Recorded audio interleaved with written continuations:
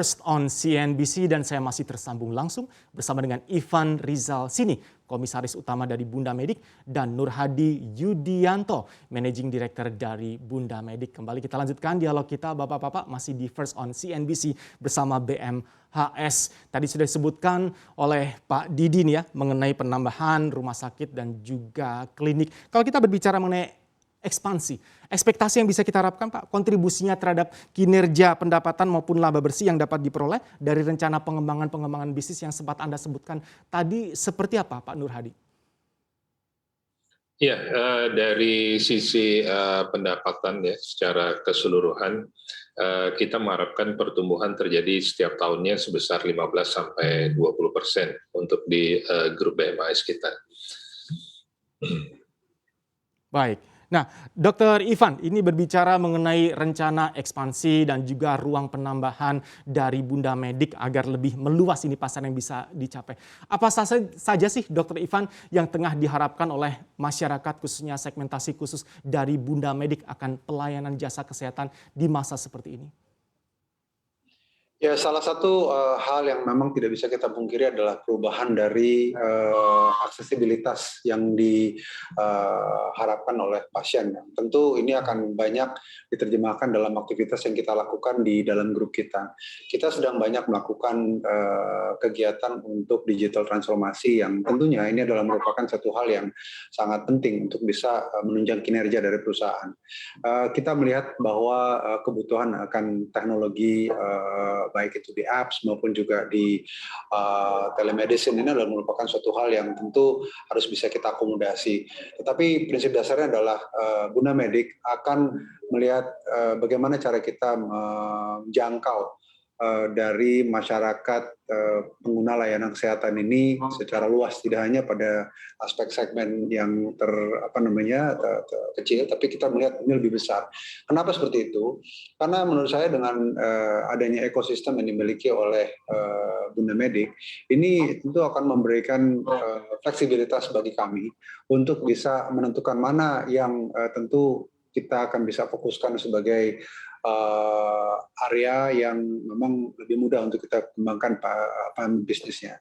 Sementara yang kita memiliki 3 pilar yang besar, yaitu di Rumah Sakit Bunda, di Klinik Bayi Tabung Morula, dan juga di Lab Dianos, itu adalah merupakan 3 pilar utama kita. Tapi tadi Pak Yudi sudah sampaikan dari beberapa subsidiary companies kita juga kita sedang kembangkan untuk bisa mempunyai footprint yang lebih luas lagi di seluruh cakupan masyarakat Indonesia. Kira-kira seperti itu.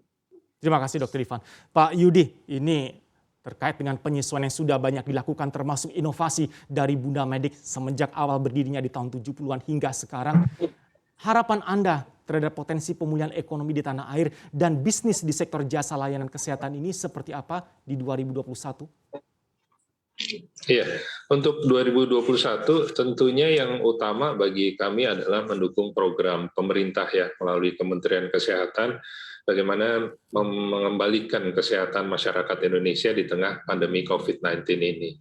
Kita di dalam grup BMHS sendiri melalui diagnos laboratorium kita melakukan cukup banyak pemeriksaan screening ya bagi penderita maupun bagi masyarakat lainnya.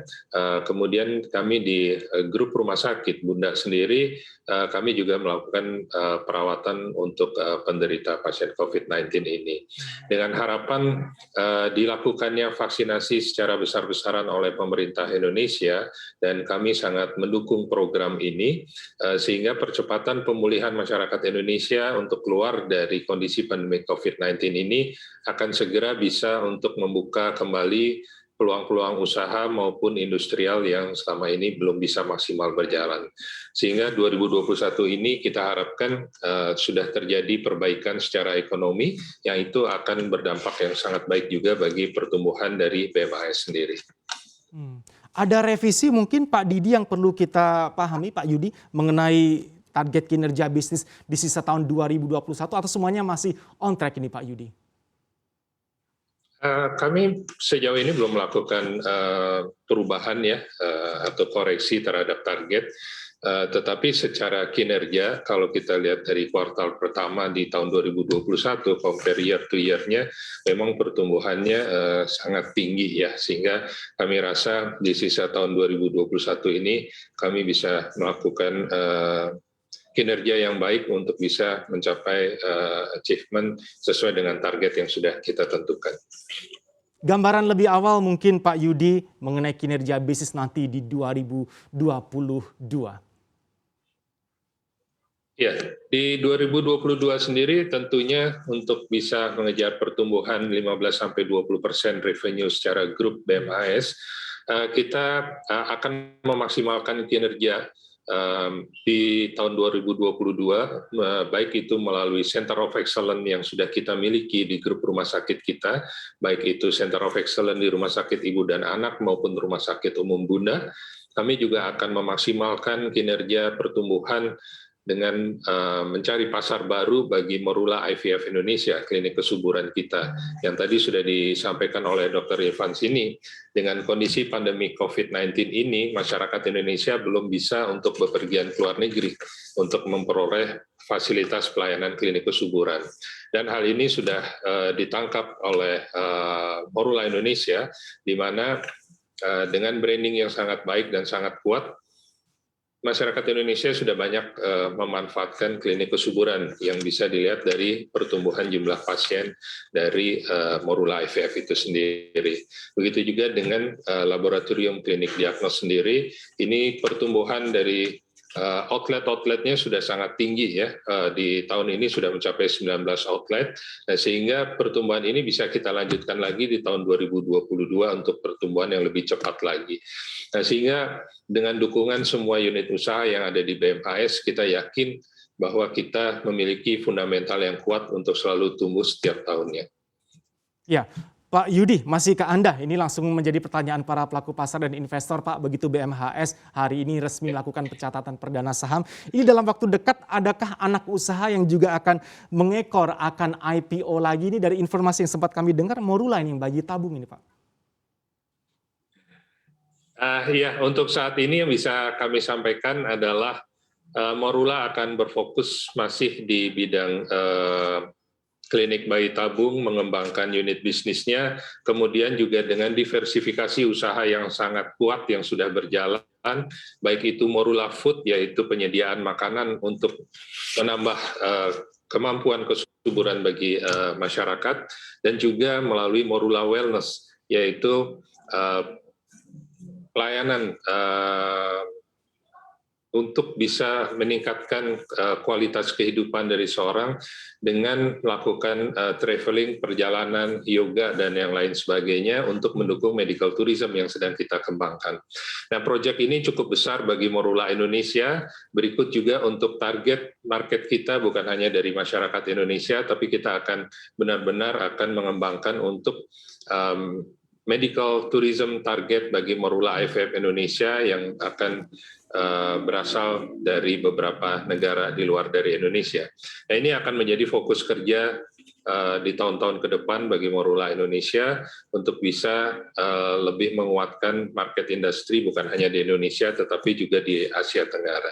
Itu yang kita bisa sampaikan terhadap rencana kerja Morula IVF Indonesia. Possibility atau kemungkinan untuk IPO bagi Morula, Pak, adakah nanti tahun-tahun tertentu yang bisa kita nantikan mengingat progres dari bisnis performance Morula ini? Ya, saya rasa dari seluruh unit bisnis yang ada di BMHS, kami memiliki target usaha yang kuat ya, baik itu secara gabungan konsolidasi di PT Bunda Medik sendiri maupun target bisnis di masing-masing anak usaha. Tentunya pertumbuhan yang kuat serta fundamental yang kuat didukung oleh SDM yang sangat baik ya serta teknologi yang bagus, itu yang akan menjadi tujuan utama kita untuk beberapa tahun ke depan sambil mempersiapkan proses untuk masing-masing mungkin bisa untuk menuju ke IPO. Ya, kita lihat dulu pertumbuhannya untuk bisa kita memberikan branding yang lebih baik lagi secara keseluruhan di BMHS. Baik, Pak Yudianto. Kita ke Dr. Ivan. Dr. Ivan, kita tahu sangat spesifik ini target pasar yang disasar oleh Bunda Medik serta layanan-layanan jasa kesehatan yang diberikan. Bagaimanapun di tengah masa pandemi, lonjakan kasus COVID-19 seperti saat ini, kontribusi yang juga bisa disumbangkan oleh PT Bunda Medik Tbk di mana saja bisa berperan, Dr. Ivan? Ya, nomor satu, seperti saya sampaikan sebelumnya, kita akan punya prioritas untuk membantu pemerintah bersama-sama dalam mempercepat pemulihan negara, baik itu dari aspek kesehatan maupun ekonomi, menyelesaikan masalah pandemi ini.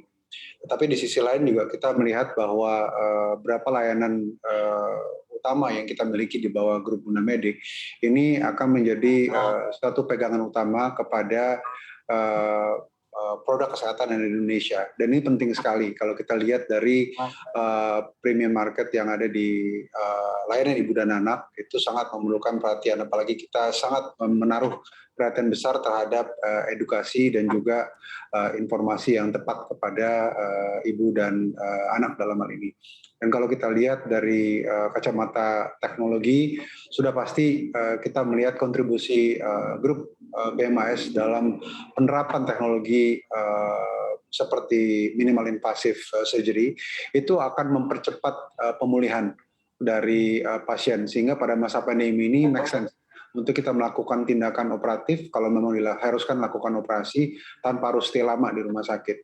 Dan yang ketiga adalah kalau kita lihat dari subsidi yang ada, ini adalah kesempatan kita untuk benar-benar memacu pertumbuhan setinggi-tingginya yang dengan tentu effort yang tidak kecil. Tapi kami yakin, kami sangat percaya bahwa komitmen yang kami berikan dengan layanan produk yang spesialistik ini akan mempunyai suatu dinamika tersendiri di masyarakat. Apalagi kalau kita melihat kita sudah menjadi benchmark dari banyak sekali layanan, seperti contohnya di Bayi Tabung tadi, banyak dari luar negeri yang datang untuk belajar. Dan ini adalah salah satu contoh bahwa growth ke depan yang kita miliki dari subspesialis bisnis itu akan sangat potensi berkembang, andai kata memang kita fokus di situ. Baik, Dr. Ivan Rizal Sini, Presiden Komisaris dari PT Bunda Medik Tbk, dan juga Bapak Nur Hadi Yudianto, Managing Director dari BMHS PT Bunda Medik Tbk. Terima kasih banyak atas waktu Anda berdua. First on CNBC, kami doakan sehat selalu untuk Anda berdua, Bapak-Bapak.